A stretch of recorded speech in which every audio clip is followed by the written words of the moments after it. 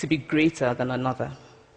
Like our economic and political walls, stories too are defined by the principle of Nkali. How they are told, who tells them, when they are told, how many stories are told, are really dependent on power. Power is the ability not just to tell the story of another person, but to make it the definitive story of that person. The Palestinian poet Mourid Barghouti writes that if you want to dispossess a people, the simplest way to do it is to tell their story and to start with secondly. Start the story with the arrows of the Native Americans and not with the arrival of the British, and you have an entirely different story. Start the story with the failure of the African state and not with the colonial creation of the African state, and you have an entirely different story. I recently spoke at a university where a student told me that it was such a shame that Nigerian men were physical abusers like the father character in my novel. I told him that I had just read a novel called American Psycho, and that it was such a shame that young Americans were serial murderers. Now,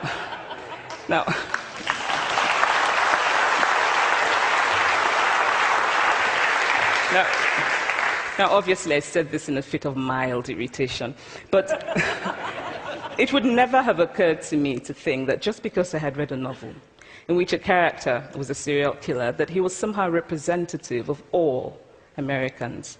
And now, this is not because I'm a better person than that student, but because of America's cultural and economic power, I had many stories of America. I had read Tylan, Updike, and Steinbeck, and Gateskill. I did not have a single story of America. When I learned some years ago that writers were expected to have had really unhappy childhoods to be successful, I began to think about how I could invent horrible things my parents had done to me. But the truth is that I had a very happy childhood, full of laughter and love, in a very close-knit family. But I also had grandfathers who died in refugee camps. My cousin, Polly, died because he could not get adequate health care. One of my closest friends, Ukoloma, died in a plane crash because our fire trucks did not have water. I grew up under repressive military governments that devalued education so that sometimes my parents were not paid their salaries. And so as a child, I saw jam disappear from the breakfast table. Then margarine disappeared. Then bread became too expensive. Then milk became rationed. And most of all, a kind of normalized political fear invaded our lives. All of these stories make me who I am. But to insist on only these negative stories is to flatten my experience and to overlook the many other stories that formed me. The single story creates stereotypes, and the problem with stereotypes is not that they are untrue, but that they are incomplete. They make one story become the only story.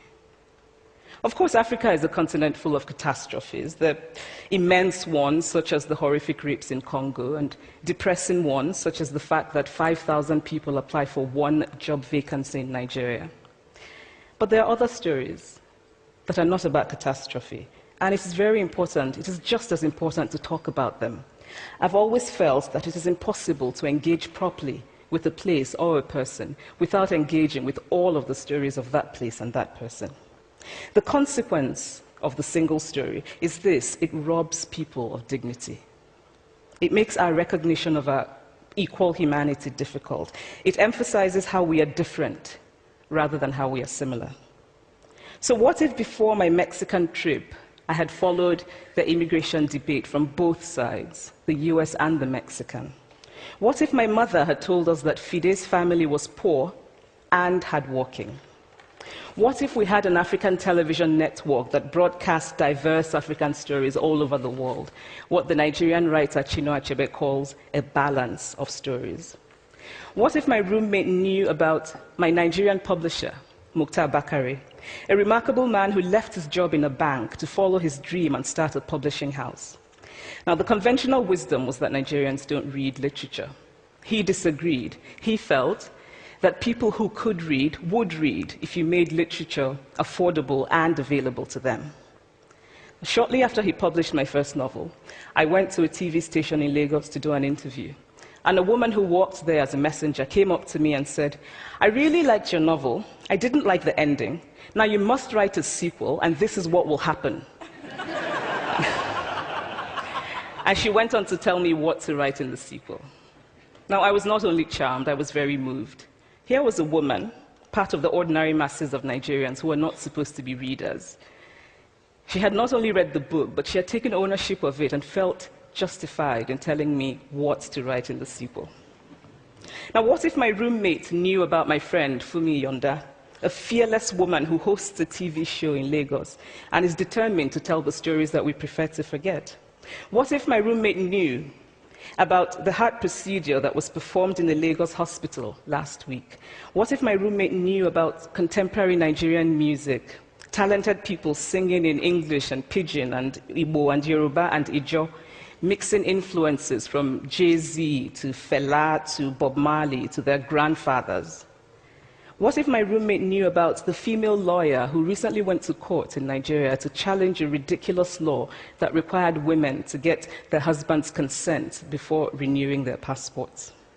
What if my roommate knew about Nollywood, full of innovative people making films despite great technical odds? Films so popular that they really are the best example of Nigerians consuming what they produce. What if my roommate knew about my wonderfully ambitious hair braider who has just started her own business selling hair extensions? Or about the millions of other Nigerians who start businesses and sometimes fail, but continue to nurse ambition? Every time I am home, I am confronted with the usual sources of irritation for most Nigerians: our failed infrastructure, our failed government, but also by the incredible resilience of people who thrive despite the government rather than because of it. I teach writing workshops in Lagos every summer, and it is amazing to me how many people apply, how many people are eager to write, to tell stories.